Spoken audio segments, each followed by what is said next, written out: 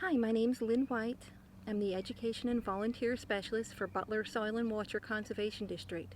I'm going to talk to you today about attracting butterflies to your yard. Now, when we think about butterfly gardens, we often think about providing leaves for the caterpillars to eat and flowers with nectar for the butterflies to drink. But not all adult butterflies just rely on nectar. Some also visit overripened fruit as well. So I'm going to show you a few ways that you can provide this overripened fruit in your yard. Now, a simple one is to cut up some fruit and put it inside an old suet feeder and hang that up. You can also make a spike and cut your fruit open and attach it to the spike. Anything that you're hanging up in the yard, make sure that you put an ant trap on the hook, otherwise the ants will follow the pole all the way down into the fruit and take it over.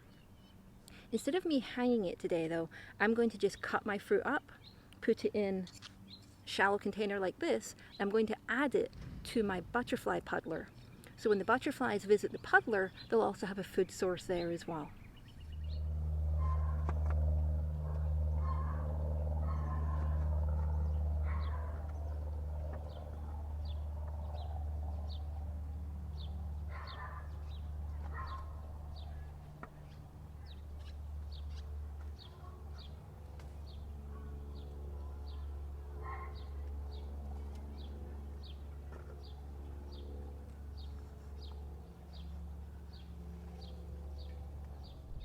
If you'd like to find out other ways to attract butterflies and other wildlife to your yard, please visit our website, butlerswcd.org.